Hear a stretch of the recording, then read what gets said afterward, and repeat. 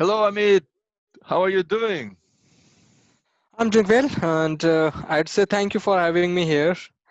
It's exciting for me to do the discussion with you. Yeah, thank you very much for joining. The goal of our discussion today is to learn about Amit and his interesting projects. He's running several very interesting projects in parallel, and you must have either seen his YouTube video or seen his Salesforce blog, or maybe even his Udemy course. So, how does he do all this in parallel at such high quality and keep a full-time job? I think there is something we can all learn about Amit. And so stay with us. Make sure to subscribe to the YouTube channel. Let's go.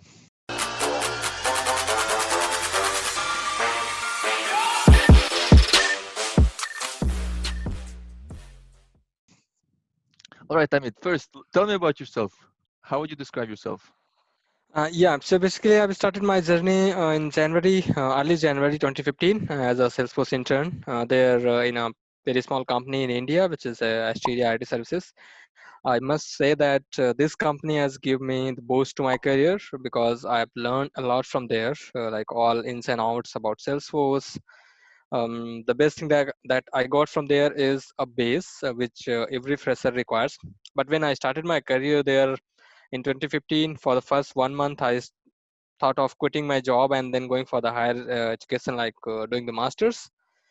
And then something held me up there, and then I thought of thinking that I should be here until I'm going back to my college for my final exam. And then once I came to my college, at that time I was quite familiar with Salesforce. So, and then I again get back to Asteria, joined there, and then started working on various things.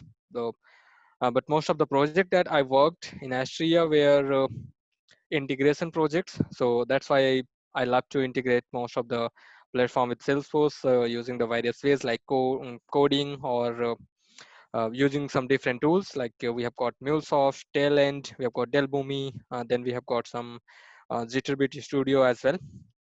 And Mm, yep, that was the starting of my career. And then from there, I switched 2 3 companies, went to Deloitte, and then I worked for Deloitte for 2 plus years, and then now I'm working for a different company as a senior consultant there.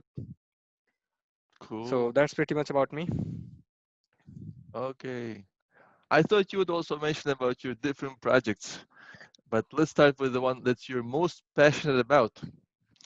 Uh, So I'll say most of the time I'm thinking about how I can give the good amount of content to my YouTube audience, where I do post my technical content most of the time. So I put all those videos over there, and then I also create the blog posts regarding that, so that if someone is visiting my web, they can navigate to YouTube and then find what we have done. And most of the time I try to put the videos in a practical way and in a very simple manner, so that anyone who is a beginner level who can understand that, because I know the pain when you are a beginner and there is no one to help you. So I try to put the content out there, and there are many other things that I'm running. So I think you'll definitely ask those about. So I can wait for those questions. okay. Yeah, let's stay with the YouTube topic because you run a very successful YouTube channel due to the number of subscribers. Yeah, the easiest indicator. You have, I forgot how many, 10,000 subscribers? I'm close to 14,000. 14,000. That's amazing. That's probably one of the top three Salesforce Salesforce related YouTube channels, right? Can't say top three, but I can count me in top 10 definitely Top when 10. it comes to Salesforce. Yeah. In terms of number of subscribers, I think you're definitely in the top three. And your content is very technical too. A lot of the other YouTube channels that I know are more like admin or some, like mine is more like lately more career focused, but yours is very technical. And despite this technical focus, you have a lot of subscribers. That means you're generating a lot of good content. Yeah, that was the main focus of my YouTube channel. Even at the even in the current as well, my focus is to just to put the technical content. It might be related to Salesforce admin, where we have some steps like setting up the omni channels, entitlements, and some other advanced level concepts that most of the bloggers or YouTubers don't put into their channels. So I'm trying to figure out those topics and then put those so that the person who wanted to learn actually learn Salesforce as either they wanted to make their career as a Salesforce developer or they wanted to make their career as a Salesforce admin, they can go ahead and that I just wanted to make my YouTube channel as a one stop for Salesforce admin and Salesforce developer when they are at a beginner level or they are at a intermediate level. How long ago did you start your YouTube channel? I think it has been 2+ years from now.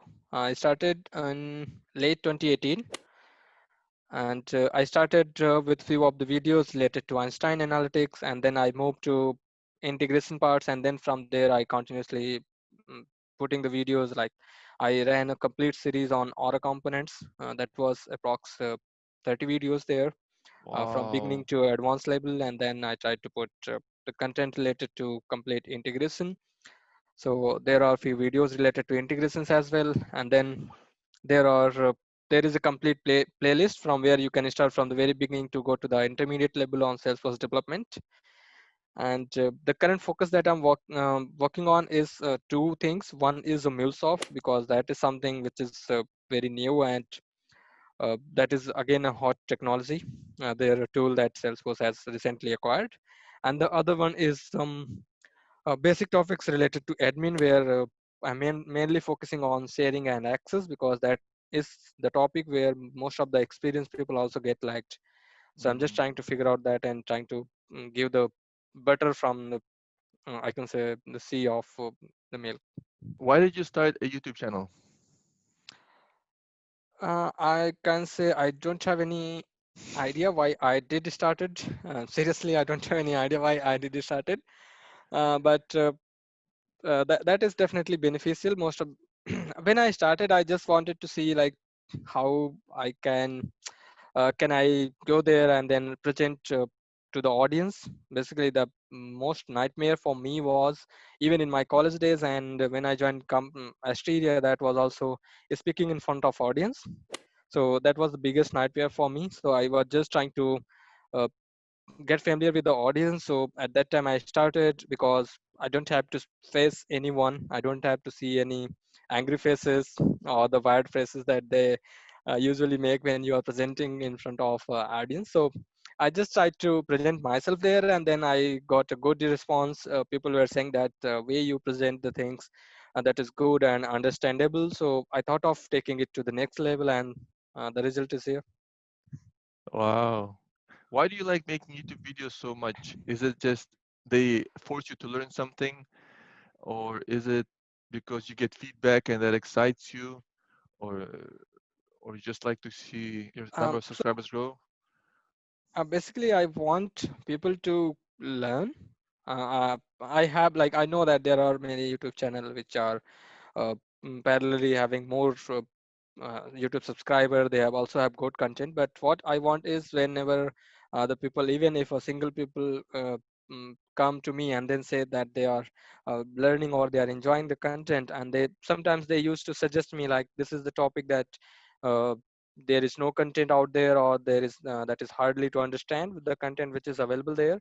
So I try to make those videos, and for my goal is just currently to cover all those admin topics, and then after might be I slow down on this video part. But till now I'm not going to stop on that part, so that at least the people who are coming from the college are the people who are in a different technology, they wanted to jump into Salesforce, they can easily go ahead if they are visiting my YouTube channel or my blog. They can just find it very useful, and then they don't Yeah. need to go anywhere and search for the various resources. Yeah. How long does it take you to make a YouTube video? Do you do much editing, or you just record it and boom, upload it? Most of the time I don't edit the video.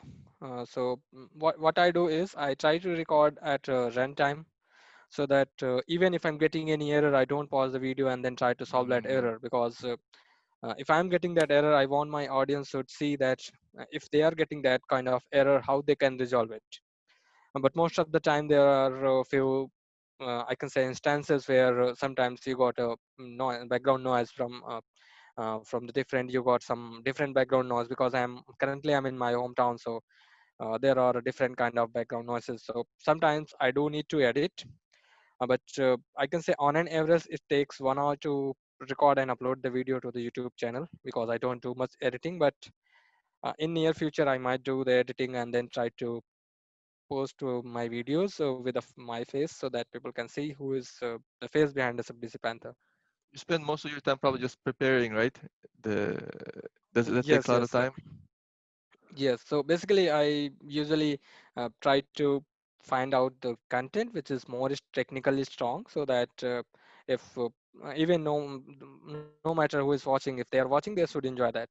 Make sure you guys to subscribe to the Salesforce channel, SFDC Panther. Great content. If you're interested about integration, Lightning components, those are very popular videos there on Amit's channel. Let's go to the next topic. You have great content. You also have great YouTube. You have great YouTube content. You also have great blog content. So tell us about your SFTC Panther blog. Yeah. So first I started my blog. So when I was in Asteria itself, I thought of writing a technical blog there. So I still remember my first blog post, which I do was how to round robin assign the leads to the users. So Mm, I thought of I searched various Salesforce help document, but there is still a technical document which is provided by Salesforce where they have showed us how to do the round robin assignment for the cases. But that is where we know the number of users, how many number of users we do have. But in our case, we don't know how many number of users we are going to have. So we just had to implement the complete round robin algorithm with the help of our Apex trigger. So that was my first blog post, which I started with the free WordPress domain, uh, and the main reason was to just to put a backup of all my code in a where that is safe. Everyone can also access. I can also access whenever is needed, and that was the main purpose behind that. And then after once I started my YouTube channel, I thought of taking a domain. So I took a domain and then hosted it in a hosting. And then whatever I do, record videos, I try to put into the blog. And sometimes there are few blogs which I do mm, usually post, and I don't record the videos for those due to some time lag. So that's why I have some. But most of the time, I try to get something which is not there. But recently, the blog post I'm writing down, those are mostly related to security and access and how the files are getting stored into the system, because that is something, the structure of files is very wide, and most of the time people gets confused how to access those files, how to mainly how to download those files from the communities or your lightning components. So this kind of blogs I'm focusing on. I posted I think 3 to 4 blogs related to that. That is what, and that is how I do put. But nowadays I also have a personal live org where I do take the backup, so that most of the time if I don't want to access my blog, I can access it, because in client network you cannot mm. access some of the URLs, those are blocked. So that's a best way to access our Salesforce org and then get the code from there. Do you spend more time on YouTube or on the blog? More time on YouTube. Firstly, I more time I'm preparing the content and then recording the videos, because blog doesn't take that much time to write up. If you have the content prepared over there in PowerPoint, you can just quickly do the copy paste and Mm, then stay in some text. So blog doesn't take that much time, but preparing the content and recording the videos and then developing if there is any code, or if you are doing the Salesforce admin work, then setting up all those things in a fresh environment so that user can see what are all the steps, and we don't need to skip those scripts, because most of the time the video I do watch is what people do is they already have the complete setup and then they quickly just so go there and then say that this is the step, this is what you need to do. And that I wanted to avoid, and that I usually do in my videos. I try to show how to do all those things. so you have a YouTube channel, a blog, and then you're also a developer, not developer, leader of a Kanpur developer group. right? Yes. So tell us about this. Why do you do this? Aren't you already busy enough with your YouTube and the blog? Honestly, I say I love doing all these activities. Even I don't know why I love, but that is something I loved most. So I usually do. Earlier, when I started a group, which was there, I think in 2018 itself. 2018, I led the group, which was Faridabad India user group, and then I was there till 2020 itself. I think approx March or April, and then after I left that group, I thought of spreading the knowledge here in Kanpur, because most of the colleges and most of the institutes are not telling the students about Salesforce, and they are mostly forcing the students to learn PHP, Java, Python, and very less people are known about the Salesforce, that which is a huge market and which is going to give you the an ample number of job opportunities. So I'm just trying to give my knowledge to the students, so that Mm. they can also choose their career path at the Salesforce, and if they get a job, they will definitely remember me, like there was some person who came to us and then teaches us till told us about Salesforce. So most of the members of the group are students? Yes, so far. Ah, wow. So you're helping people in different ways. Yeah, I'm like whatever the ways I have got, and the reason behind this is because I'm a bachelor. I don't have any life for now, so I can do because I don't know what happens after I got married. So I just wanted to help people before I go there. I think you should marry a Salesforce developer. I will say no, No? because if we both are into the same profession, then we might not get time for each other. So So very amazing, yeah? You have a successful YouTube channel. You have a very well-known blog. Now you're also mentoring people through the community group in Kanpur. You're having a good impact. And on top of that, you have a Udemy course. yes, I have. So tell us, or tell me, I'm very curious, why Udemy course? So basically, I thought of earning some extra money because I have to pay for my hostings, for my domain as well, and on top of that, if I can earn extra money, I can just uh, buy some stuff, like I have to buy some editing software, some video recording software, some mic, like which are very expensive, and uh, then I thought of putting some content again, which is there useful for, because when I went for my first Udemy course, that was Lightning Web Component. So in very early stage, in late 2018, Salesforce releases this new concept for Lightning development. So I went for that, and then developed a complete course on that. And then after, I put one more course, which is complete Salesforce development project. So many people were asking me to kind of put a complete project full-fledged, where it has various things, like it also have admin, development, integration, Lightning communities, web components. So I have clubbed all those topics into one single project, and then uh, launched over Udemy. So it is kind of win and win for all of us, because they just need to pay not more than $10, and then I'm also earning a few monies just to buy some stuff for them, even because I'm going to use that for my YouTube videos, and for next course if I record in Udemy. Cool, cool. Ho- When a pure person pays $10, I think it's amazing price. It's absolutely amazing. So much value for people get for $10, and it's a lifetime access to the course. So any improvements you make, they benefit from it. Yes, yes. And from this $10, how much does a Udemy author get? It's kind of like there are two kind of process there. If Udemy is marketing our product, Udemy is also marketing our product. If the people are buying from their link, they are keeping 75%. Uh, And if the people are buying from our link that we do generate, unfortunately we can only generate 3 links for a month. mm, And if people buy from our link, we do get 95%. So mm. I'll say sometimes it's kind of like when I see my revenue, and then when I see the revenue share by Udemy, I'm like that it's not good, but we cannot do. Really? So how much did you make, you'd say, on the Udemy course? A couple of $100? Yes, that's the minimum I do get. Okay, okay. Cool.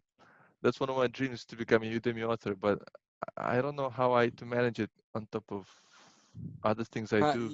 Yeah, you are already doing a lot of things.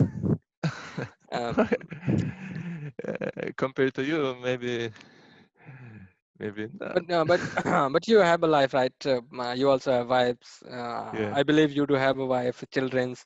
So yes. you have to manage a lot of things there. So but those kind of activities takes more time than recording a video, sitting Really? up on a chair.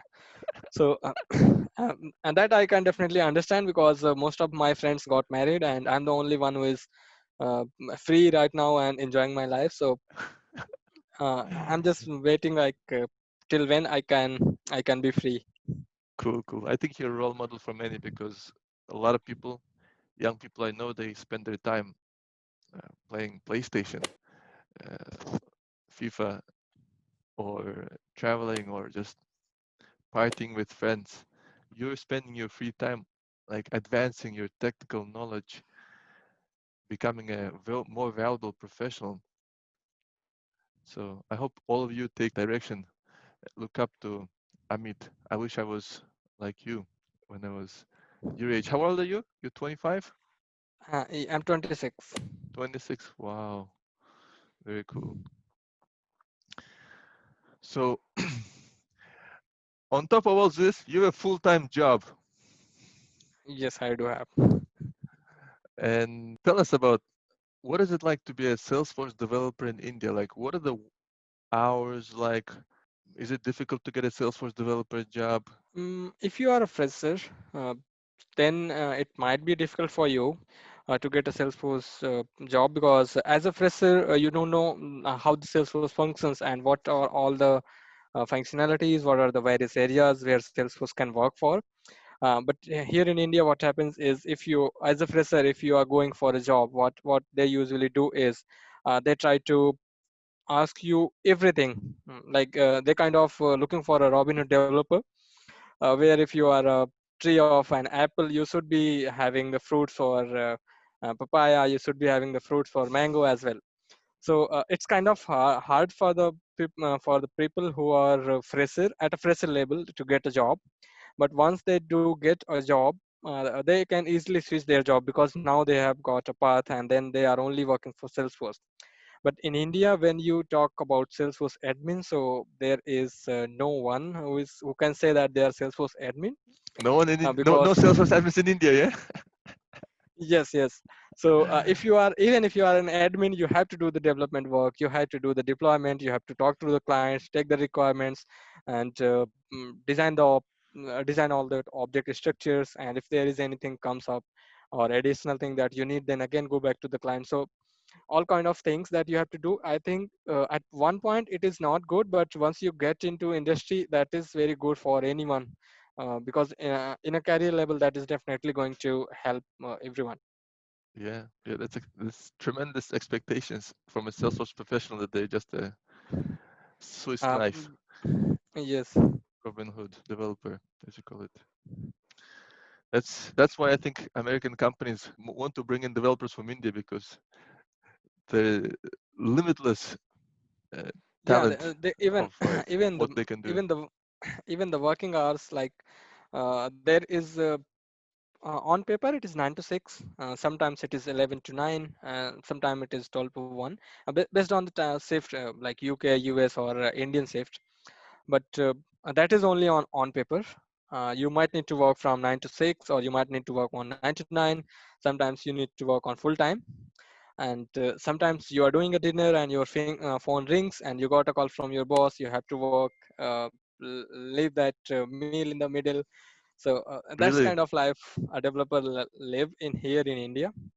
And I don't know like when or who was the person who set this up for the foreign clients, like for the US people, UK people, like that Indian people can work anytime.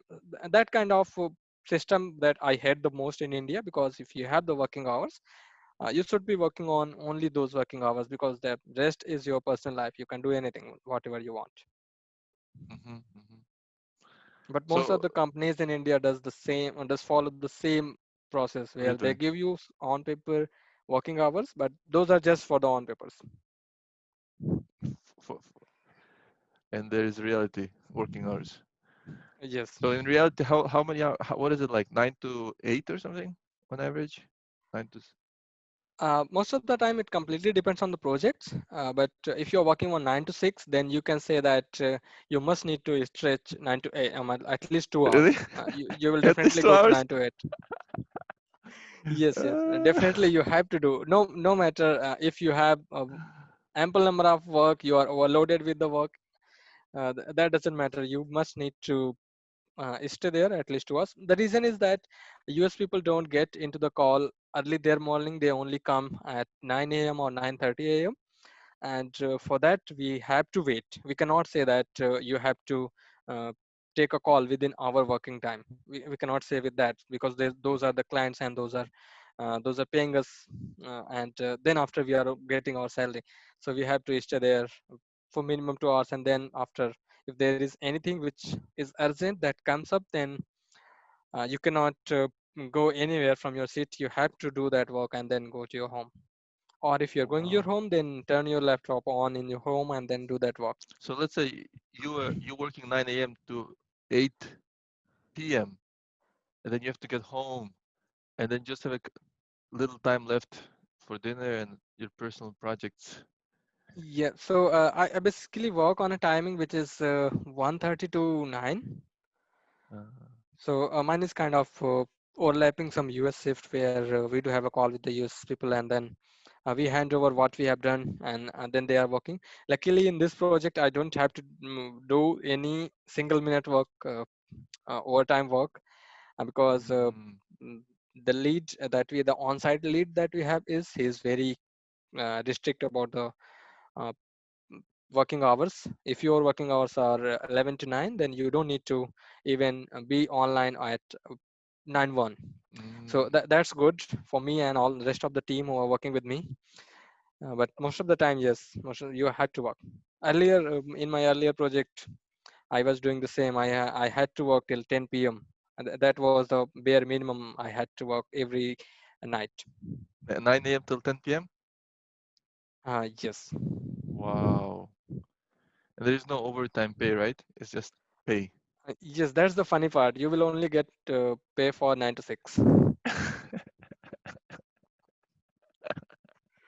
That's the funny part or the sad part? That I can say that's the funny part, because you can't do anything if you are sad. You have to be okay. Take it as a learning opportunity, yeah? Extra 3 hours to learn Salesforce. Yeah, definitely. Wow. Amazing Indian developers.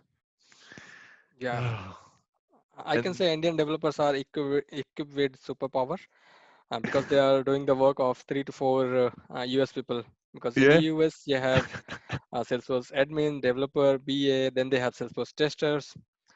So most of the time, our Indian developers do their own work till deployment. Even after deployment, they also provide the post-deployment support for the some really? time. Wow. All in one Yeah. package. Wow. Cool. And can you tell us, I'm really curious, what are the typical salaries for entry-level Salesforce developers in India? Like, I'm starting out after college. Uh, what can I I can expect? say there are two things which depends. One is like the college that you have studied. So most of the time it is less than 400 US dollars per month for Entry a, level. yes, for entry level. And if the person who has studied in a good college, sometimes it is like government college and IITs or IITs, most of the time they got to very good pay. They get like they also get approx I'll say approx 500 to $700 in internship, and then they all that get paid more whenever they are doing the full-time job, approx $1,000 in a month. If I talk about me, I was from a very new college, the third batch from my college, and I got 5,000 per month till 6 month, and then after my salary got revised to 15,000. So I started from a very bare minimum. I can 15,000. say What is that that? was 15,000 rupees? um, yes, 15,000 rupees. And how many dollars is that? That's what, You can say approx $250. 250. Wow. Yes, and I started with less than $100. Wow. Amazing. Amazing Yeah, stories. so I can say that is something which is the Indian developers face a problem because they have to uh, most of the time they have to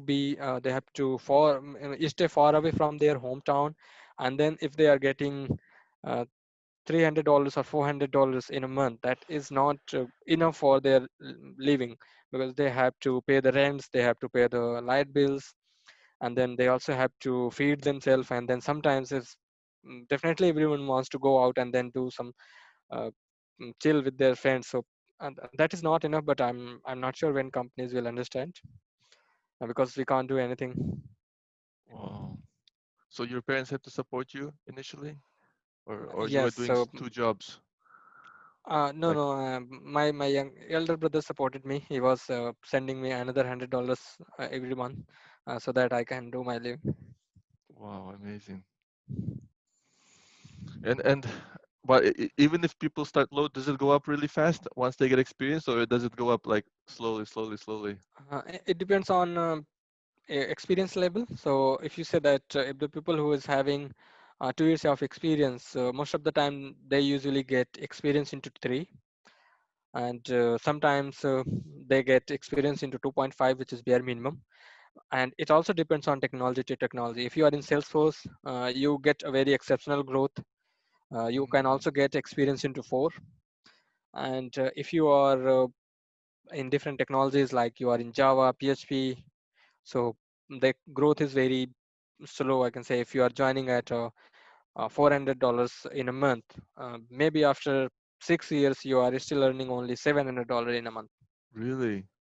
So that completely depends on technology to technology. But in Salesforce, it's very good. I can say till date it's very good, but in future, Salesforce is planning to get more and more workforce. That is definitely going to hit the pay for the existing employees. For existing employees to quickly upskill, Uh, and get on no, this growth wave, no. watch Yes. Amit's videos. The people, I'll say, like if they want to get into the top of their careers, they can do anything to increase their salaries, to get a good amount of salary, because what my analysis is, after 2 years there is definitely going to be a lot of workforce in India which is working Mm, on Salesforce. Then you will not get paid more. Then you have to mm, settle down whatever you are getting, because what happens if there is only one vacancy which is opening for a Salesforce developer? Companies usually interview at least minimum 10 candidates. And if you are asking, if I say in general, if you are asking $1,000 per month, definitely there will be someone who will say that I can do the same work in $500 per month. So that is definitely going to happen in coming couple of years. And that's what my understanding is. I'm not sure if that is going to be correct, but seeing the current trend, because uh, many people in Salesforce are now complaining that they are not getting better salaries as per their experience. really? So yeah, people have started complaining those, because of the new workforce. And it started when Salesforce introduced Lightning Web Component, because that is something full stack developer can easily develop. Mm. And that's why Salesforce introduced it, so that. I could say yes. The reason was to increase the workforce, and Mhm. that was the best way to introduce some kind of technology people have. So full stack developer definitely have knowledge about how to develop the JavaScript, HTML, how to use React, JS, how to use other JavaScripting framework. They don't need to learn more. They just need to see how to write the Apex code. I think that is very easy for them to just query the data, and then they can easily learn with the job. I mean, so you've done a lot, uh, even though you're 25. More, what more can a Salesforce developer achieve in their career? What is your next steps? Honestly speaking, my next step is to be system architect. So I'm Mm, working on that. I have appeared for, there is only one certificate which is left, that is Identity Access and Management Designer. So I prepared for that. I appeared into that exam and then got failed once. So I'm again working on that part. So that is my goal for 2021. Might be I fail. I fail again on that, but I'm definitely going to get that in 2021. And I have few plans to visit foreign countries, like not permanently, but there is like I wanted to visit Switzerland, New Zealand, London, US, Australia, and yep, these are the few countries which I have in my mind I wanted to visit in near future. So might be starting visiting from 2022. So cool. that might be the era from where I get slow down for putting the videos and blogs. Have you visited any countries outside India yet? Not now. Last year, I planned to visit Dreamforce, but unfortunately, my visa got rejected twice, so I was not there. And this year, there is no Dreamforce happening, which is virtually. So might be US will be the first country which I go next year, because uh, might be next year I get lucky and then got the visa, and Mm, that visa didn't get rejected. I hope you get the visa. It's so surprising why they would reject a visa for someone who's a Um, Salesforce US blogger, YouTuber. US has a lot, I can say, policies. So and that's why they're rejecting even most of the people who were a speaker at Dreamforce. Their visa also got rejected, and Really? then yes, so and then Mark Benioff helped them to get the visa. So hopefully, if I can get a speaking slot there at Dreamforce, then I can definitely get the visa. With Mark's help. Yeah, Wow, that's amazing. I didn't know Mark Benioff helps with getting US visa. yeah, his will helping from last 2 3 years, because I have seen the incident even last year and last to last year. So people from India get selected into the Dreamforce speaker, and then their visa got rejected, and then they tweeted Mark Benioff in the Twitter, and then added some Salesforce handles as well, and then somehow they luckily got the visa after Mark Benioff did something from US. Really? Do you know what he did? Yeah, Does he write a letter to the ambassador, or does he have a uh, like a Salesforce lobbyist calling the might be. senators? Uh, might be he have done. I don't know what he did, but yeah. Wow, that's Uh, really cool. Mark Benioff, if you're watching this video, well done for helping Salesforce developers visit US to be Dreamforce speakers. I think that's amazing. Yeah, yeah. He's too busy with his product, I'm sure. But if he gets some time to watch this video, that's amazing. Cool. And you mentioned you want to be a system architect. Why? Because that is something. If you have both the like both the title, like application and system architect, when you go for any job, most of the time companies in India basically they are looking for the people who have that title. They are not looking for the knowledge these days. So most of the Really? companies are looking. They're looking for a title? Most of the companies are doing that. They are looking for the title, people who have the title. But for me, I can say it is something which is the benchmark for CTA if I wanted to go in future, in near Mhm. future. So far I don't have any plan, but if I wanted to go in near future, I will have the stage set. I can just start preparing for CTA. That is something I have. And then in system architect there are few certificates which are very close to me, I can say, in terms of terminology and technology, because there is one which is identity, and that's why I'm putting all those videos related to sharing and access. and there is one which is integration related. So I love to do the integration, all those things. Good luck next year in visiting a new country. Good luck next year in becoming a system architect. I look Thank you. forward to seeing Salesforce blogs and YouTube videos about those things.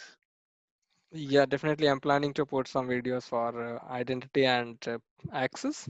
First, I'm just trying to clear that exam so that people don't point me out like you didn't have that title, but you are saying that you can watch my videos. All right, I mean, thank you so much for your time. Have a nice rest of the day. Yeah, thank you. Thanks for having me here.